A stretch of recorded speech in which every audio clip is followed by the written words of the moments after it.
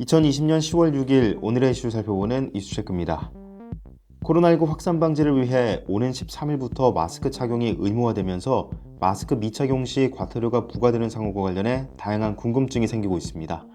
오늘 이슈체크에서는 개정된 감염병 예방법 어떤 점이 달라졌는지 살펴보겠습니다. 자세한 내용 김아련 기자와 함께합니다. 네, 안녕하세요. 김아련입니다.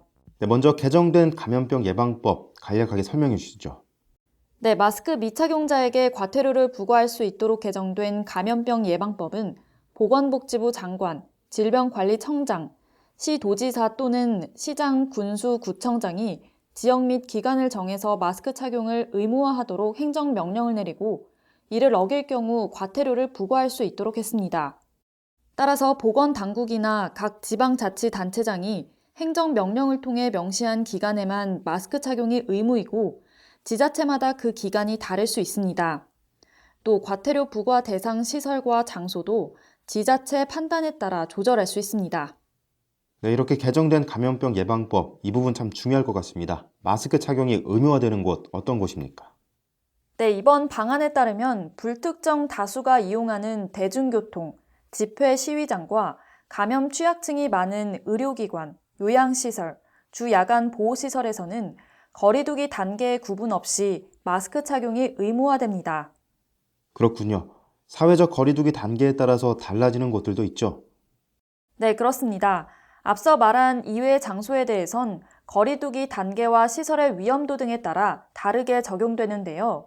사회적 거리두기 1단계에서는 고위험 시설인 유흥주점 등 12개 시설에 마스크 착용 의무화 행정명령을 내릴 수 있고 거리두기 2단계에서는 300인 이하의 중소규모 학원, 오락실, 종교시설 등에 이러한 행정명령을 적용할 수 있게 됩니다.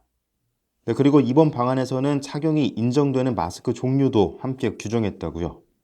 네, 그렇습니다.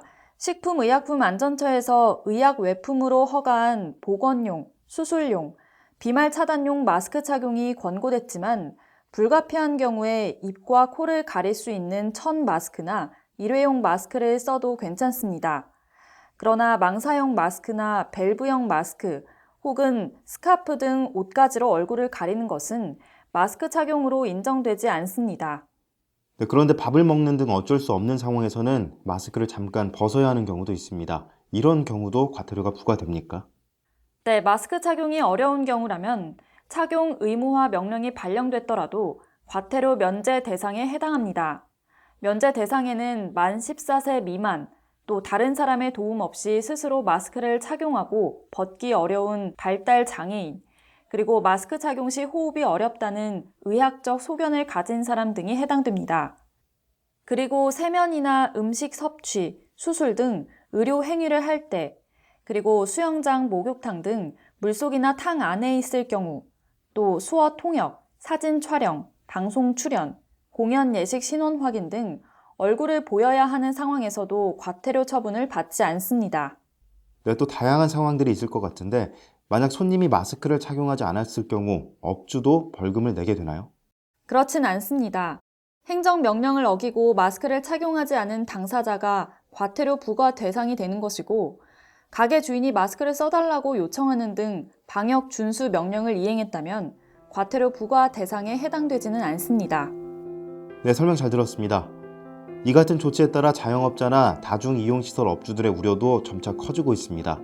마스크 착용 의무화가 방역에 큰 도움이 될 것이라는 기대와 함께 개인의 자유를 과하게 제한한다는 불만이 제기되면서 한동안 혼란이 예상됩니다.